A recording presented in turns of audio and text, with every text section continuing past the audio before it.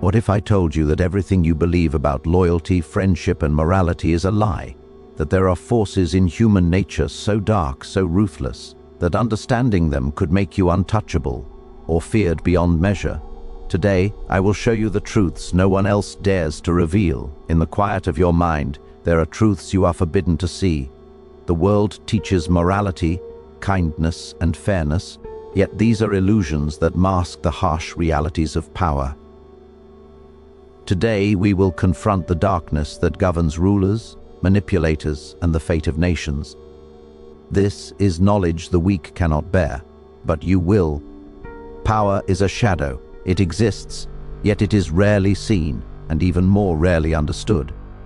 Those who believe that the world is governed by fairness, by reason, or by virtue are blinded, for the true levers of influence lie concealed beneath layers of illusion.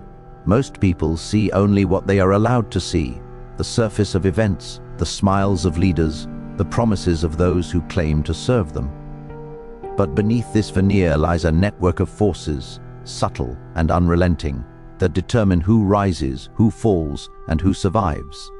To grasp power, one must first learn to see what others cannot, to read the currents beneath the waves, to sense the movements of men who pull strings in secret while the world applauds distractions. Consider the ruler who appears generous, compassionate, and wise. The people adore him. They celebrate his victories, applaud his gestures, and offer their loyalty freely. Yet the true strength of such a ruler is not in his visible acts, but in his unseen strategies. He has cultivated alliances in silence, manipulated the ambitions of his rivals, and created contingencies for betrayal. His power does not rely on what the masses perceive, it relies on his knowledge of what they cannot see. This is the essence of the hidden nature of power, that it is invisible to those who do not understand the rules of the game, yet absolute in its reach. Those who attempt to govern by virtue alone are destined to fail. They believe that honesty, fairness, and benevolence are enough to secure obedience. They are astonished when promises are broken, when allies betray, when ambition blinds loyalty. But these failures are not accidents. They are the natural consequences of ignoring the truths of human nature. People are motivated by desire and fear, by self-interest and ambition. They follow not ideals but incentives. A ruler who cannot see this, who cannot manipulate these forces discreetly, becomes a puppet of circumstance, a victim of the very ignorance he condemns in others. To understand power, one must accept its duality. It is both subtle and violent, invisible and overwhelming. The instruments of control are not always swords and armies. They are ideas, perceptions, and secrets. The whisper in the right ear can accomplish more than a battlefield victory. The carefully planted doubt, the orchestrated rumor, the strategic act of silence, these are weapons as potent as any army. Those who recognize this, who learn to move in the shadows, become untouchable. Those who do not become prey to the tides of fortune. Yet hidden power is not merely about strategy, it is about observation. The eyes must see what the mind refuses to acknowledge.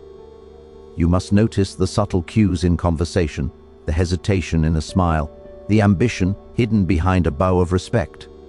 You must recognize that the world is full of actors, each performing for their own gain, and that their performances can deceive even the most vigilant unless you train yourself to perceive the undercurrents.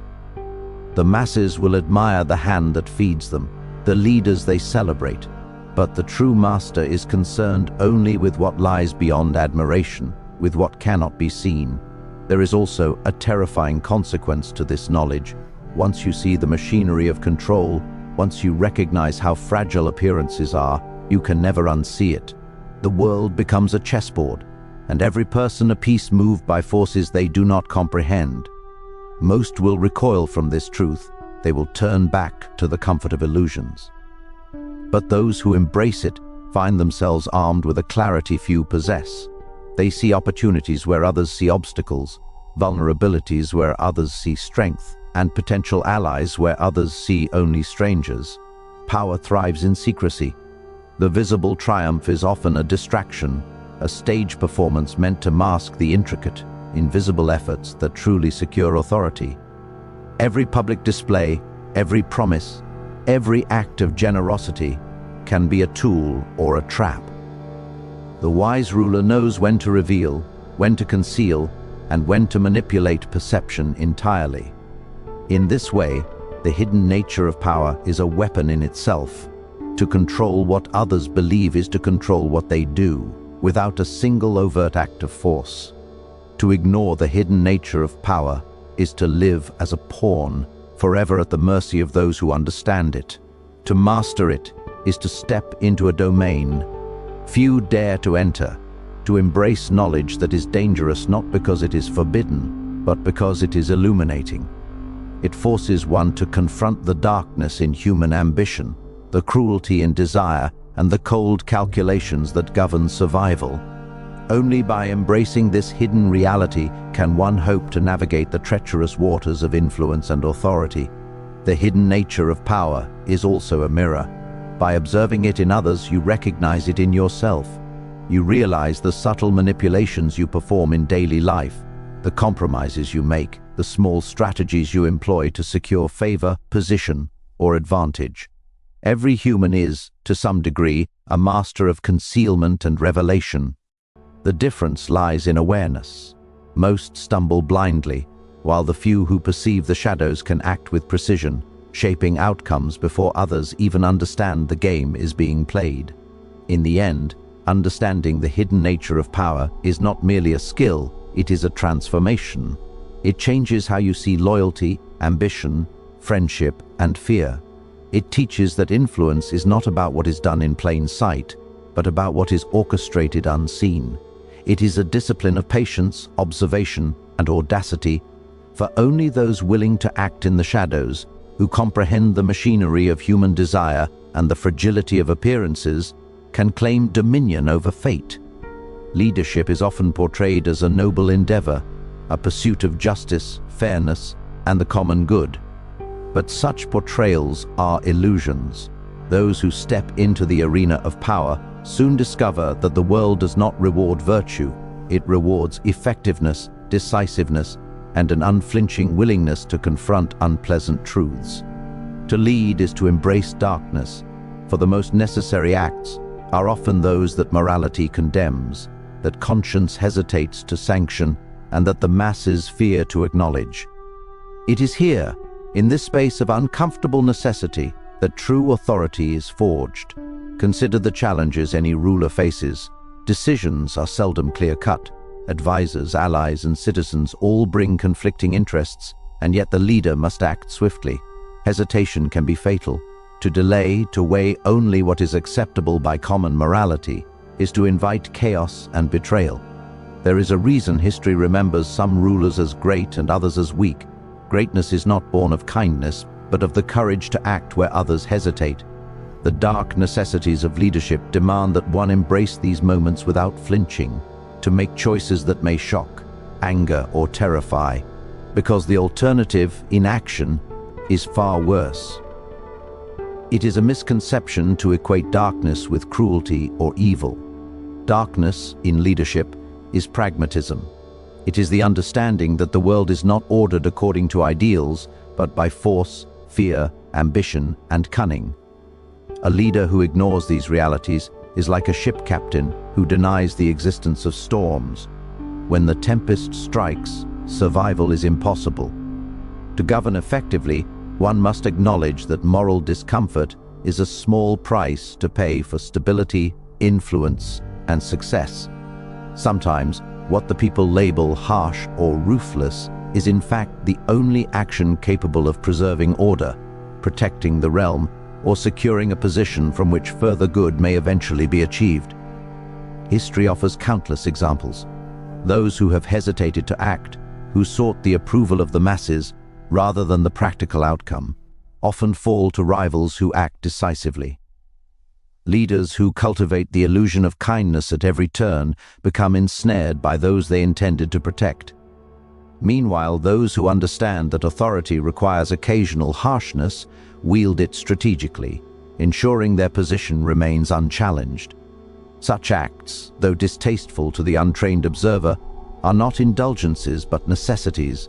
They are the calculus of survival, the equation by which power is maintained. One must also understand that the darkest decisions often remain invisible. To act in a way that inspires fear need not require public spectacle. Subtle measures, carefully concealed from scrutiny, are more effective than grand displays of cruelty. A whispered threat, a carefully timed dismissal, the removal of a potential rival under the guise of necessity, all of these are instruments of leadership. They allow the ruler to preserve order, prevent betrayal, and secure loyalty without attracting widespread condemnation. Darkness in leadership is therefore both a shield and a sword. It protects, it manipulates, and it achieves what overt virtue cannot. Yet, embracing darkness is not merely about tactics, it is a mindset. The leader must cultivate a temperament capable of dispassionate analysis, of separating personal sentiment from strategic necessity. Compassion, while valuable in moderation, must never dictate decisions that imperil authority or stability. Empathy for others can coexist with ruthless action, but only when it is subordinate to the overarching objective of effective governance. This is the delicate balance that defines mastery: to act decisively in the shadow of conscience while remaining ever aware of human perception and consequence. The fear of appearing cruel often paralyzes those unprepared for leadership.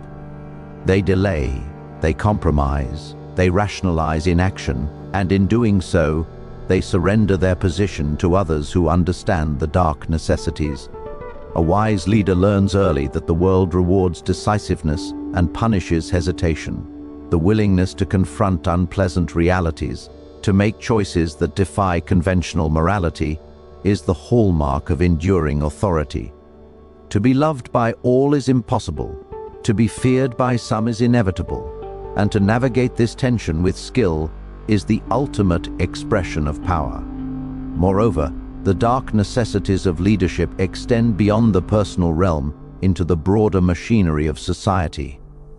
A ruler must anticipate treachery, understand the ambitions of allies and enemies, and act preemptively to secure advantage.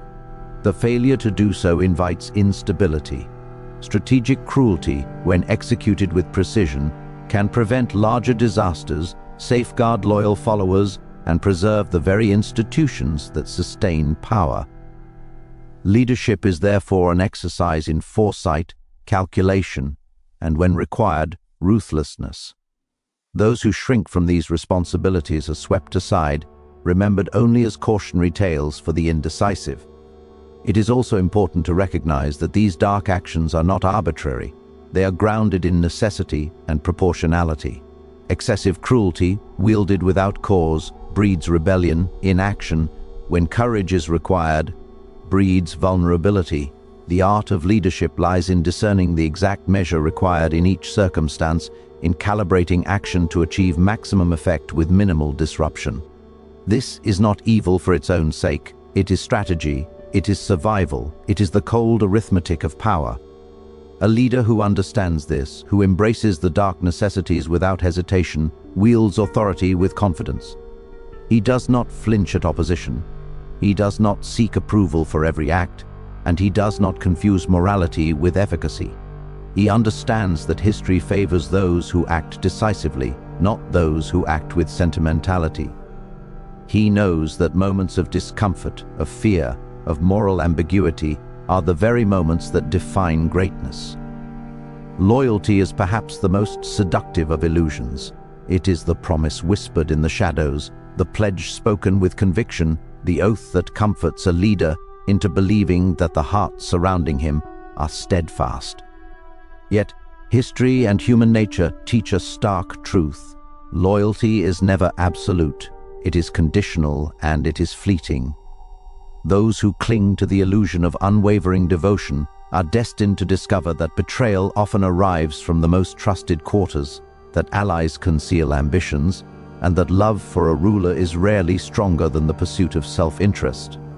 To navigate the treacherous terrain of human relationships, one must first abandon naive beliefs. and confront the fragility of loyalty. Consider the faces of those around you. They smile, they bow, they swear fealty, yet behind each gesture may lie calculation, envy, or desire. Men and women are motivated by incentives, by opportunity, by the promise of personal gain. They are not creatures of pure principle, and they rarely act solely out of affection or duty. A ruler who presumes loyalty as inherent is blinded to the subtle machinations that occur in every court, every office, and every network of influence. The illusions that comfort him are the very chains that make him vulnerable. In contrast, the ruler who studies human nature, who anticipates the fractures beneath the surface, wields a profound advantage. True loyalty is neither given freely nor permanent.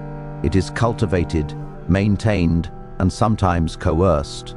A wise leader understands that trust is a tool, not a gift, and that the perception of devotion can be manipulated to serve strategic ends. When followers believe themselves indispensable, when their ambitions are aligned with the ruler's interests, when fear and respect are balanced with reward, loyalty becomes a more reliable instrument. Yet even then it remains conditional. One misstep, one sign of weakness, one moment of indulgence or leniency can unravel the bonds that have taken years to forge. The illusion of loyalty also exposes the danger of overconfidence. Leaders often assume that those closest to them, those who appear devoted, will act as anchors in times of crisis. History shows the opposite. Allies may turn on one another when stakes are high, and betrayals are often executed not out of malice, but from opportunity. It is not enough to hope for fidelity. It must be anticipated, tested, and managed. Those who fail to recognize this face a cruel reality. The closer a betrayer is, the deeper the wound, and the more catastrophic the consequences. One of the most insidious aspects of loyalty is its malleability. It can be bought, feigned, or abandoned with subtle precision. A whisper here, a promise there, a calculated act of favor or reprisal can shift allegiances like pieces on a chessboard. Leaders who ignore this risk stagnation and vulnerability, while those who master it gain a flexibility few recognize. To control loyalty, one must first accept its inherent instability, observing the desires and fears that govern human behavior, and then act to manipulate those forces to reinforce one's own position. Moreover, the illusion of loyalty extends to perception itself. A leader may see devotion where none exists, interpreting politeness or conformity as genuine commitment. The danger lies not only in betrayal, but in the false sense of security it breeds. Those who trust too readily expose themselves to unseen threats. To survive and thrive, a ruler must constantly measure the depth of allegiance, observing not just words, but actions, hesitation, and silence. Subtle cues betray intentions that declarations cannot mask. A careful observer discerns the cracks before they become chasms, predicting treachery before it manifests openly. Fear, while often vilified, is a more reliable instrument than love in securing loyalty. People may profess devotion willingly when they are content or rewarded, yet fear ensures obedience when circumstances shift. A ruler who wields fear judiciously does not breed hatred unnecessarily, but cultivates a practical understanding. Loyalty tethered to accountability and consequence is far more stable than loyalty rooted solely in affection or ideology. By understanding this, one avoids the disastrous surprise of sudden desertion, the kind that topples empires and ruins legacies. The master of loyalty recognizes patterns. Those who have betrayed once may betray again. Those who covet power can never be satisfied with mere proximity to authority. A ruler must anticipate ambition, desire, and resentment and act preemptively to channel them in ways that protect the throne. Alliances are not eternal. They are temporary arrangements built upon shared benefit, mutual fear, and calculated opportunity. When these elements shift, loyalty dissolves, and the unprepared leader becomes prey. Furthermore, the illusion of loyalty teaches a deeper lesson about self-awareness. To control others, one must first understand one's own vulnerabilities. A leader who trusts blindly is as much a victim of illusion as those who pretend loyalty for personal gain. Reflection, observation, and strategic testing of allegiances become essential daily exercises. The wise leader does not wait for betrayal to reveal itself in crisis. He probes, monitors, and manipulates subtly, ensuring that when the moment arrives, he is prepared to act decisively. In essence, loyalty is not a constant. It is a mirror reflecting the ambitions and fears of those who profess it. The leader who clings to the illusion that it is guaranteed lives in peril, while the one who studies its patterns, anticipates its fragility, and employs it as a strategic tool ascends to mastery. To understand loyalty is to understand the very heart of power, for beneath every oath lies opportunity, beneath every vow lies self-interest, and beneath every smile may hide a dagger poised for the unobservant. Every ruler faces a dilemma that has echoed through the halls of power for centuries. Should authority be maintained through love, or should it be enforced through fear? To the inexperienced, this may seem a question of morality, of sentiment, of preference. But for those who understand the mechanics of power, it is neither moral nor sentimental. It is strategic. Love is fickle, unreliable, and conditional. Fear is constant, predictable, and controllable. The balance between these forces is the crucible in which enduring authority is forged, and mastery of this balance is the mark of the truly formidable leader. Love is seductive. It promises loyalty, devotion, and adoration. A ruler who is loved can inspire enthusiasm, generate goodwill, and cultivate a following willing to act voluntarily in support of his vision. Yet love is a fragile instrument. It is subject to the whims of fortune, to shifts in perception, to the rising ambitions and desires of those who profess it. People may love a leader while it is convenient or beneficial, but the moment circumstances change, love can evaporate like mist in the morning sun. Those who rely solely on affection are vulnerable, for devotion alone cannot secure obedience when fear, greed, or opportunity intervene. Fear, on the other hand, is enduring. It is a tool grounded in reality, a force that can be measured, anticipated, and directed. Fear ensures compliance, discourages dissent, and fortifies authority in moments of instability. It is not an expression of cruelty for its own sake, but a calculated application of consequence. The wise ruler wields fear judiciously, ensuring that it commands respect rather than breeds hatred, that it motivates loyalty through caution rather than provokes rebellion through oppression. Fear, when balanced with justice, becomes a shield that protects the ruler from the unpredictable tides of human ambition. Yet neither extreme is sufficient alone. A ruler who seeks only to inspire fear risks tyranny, rebellion, and isolation. He becomes despised, hated, and constantly threatened by those who plot in shadows. Conversely, a ruler who seeks only love becomes vulnerable to betrayal, manipulation, and the fickleness of favor. The true art lies in harmonizing these forces, in cultivating an image of benevolence tempered by authority, in allowing affection and admiration to exist, but never to supersede the recognition that consequences are real, immediate, and unavoidable. The balance is delicate. Too much fear and the ruler is alienated, too much love and the ruler is exploited. The calculation requires acute perception of human nature, keen observation of ambitions, desires, and weaknesses, and a willingness to act decisively when either force threatens equilibrium. It is in this careful calibration that the leader secures not only obedience, but resilience, loyalty that endures, and a network of influence that can withstand the shifting sands of fortune. History is replete with examples of leaders who misunderstood this balance. Those who ruled through charm alone found themselves betrayed when it was most inconvenient. Their popularity offered no protection against envy, ambition, or opportunism.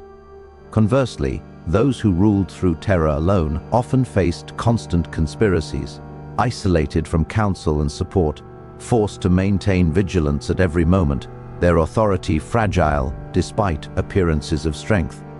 The wise ruler learns that both love and fear are instruments, to be employed not according to morality, but according to necessity, circumstance, and the desired outcome. The application of fear must also be subtle.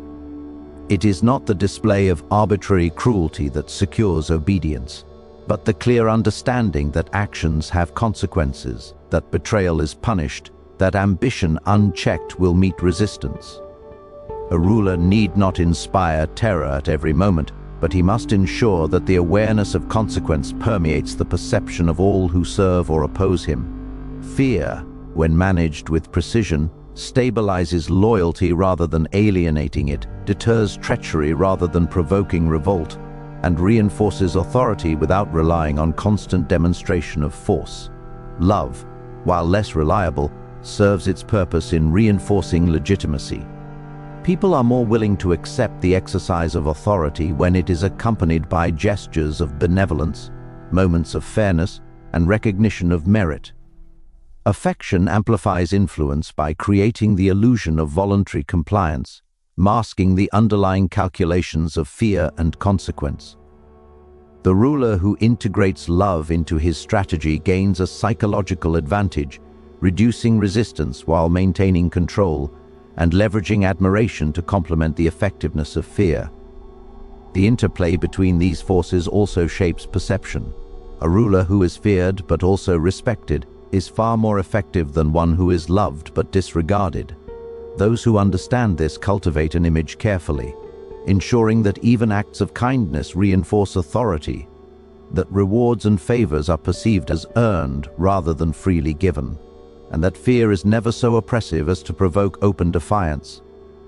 The perception of control is as important as control itself, for in the minds of the governed, the ruler must appear both benevolent and formidable, approachable and unassailable, admired and feared.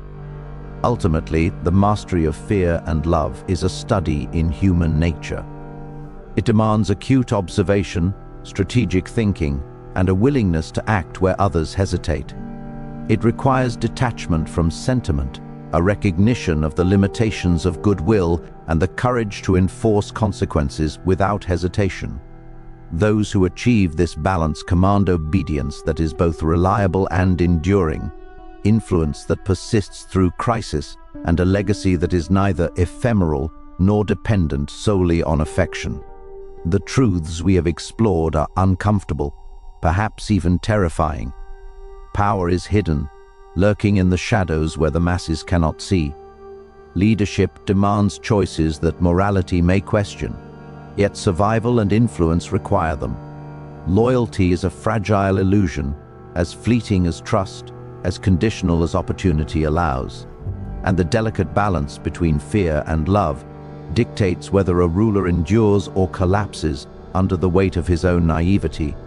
These are not lessons for the faint-hearted. They are truths that must be understood, embraced, and wielded with precision. Those who turn away from these realities surrender their fate to fortune and the ambitions of others. Those who see, who accept, and who act with calculated resolve step into a domain few dare to enter. They navigate the currents of human desire and ambition with clarity, anticipating betrayal before it strikes, cultivating obedience before it is demanded, and shaping perception to ensure influence remains unchallenged. Knowledge of these dark mechanisms is power itself, a shield against misfortune and a tool to command respect, authority, and fear in equal measure. Machiavelli did not instruct leaders to embrace evil for indulgence. He revealed the cold, unvarnished necessities that underpin all lasting authority. The ruler who ignores these lessons may act with virtue and goodwill, yet the world will act upon him without mercy. Those who understand them, however, wield a mastery few comprehend. They operate in shadows others fear to enter, see patterns invisible to the untrained eye, and act decisively where hesitation would invite ruin. This is the knowledge you were warned not to possess, the insight deemed too dark for common understanding. Yet, it is precisely this darkness that allows one to command the world, survive the treachery of men, and secure a legacy beyond the illusions of affection or morality. Power, loyalty, fear, love, They are tools, not ideals. The wise do not hesitate, do not flinch, and do not mistake kindness for security. They act with the clarity that only knowledge of the hidden, the necessary, and the inevitable can provide. Embrace the darkness, study it, master it, for in doing so you step beyond the realm of the ordinary, beyond the illusions that blind the masses, into the territory where true rulers are forged, untouchable, unshakable, and eternal in influence.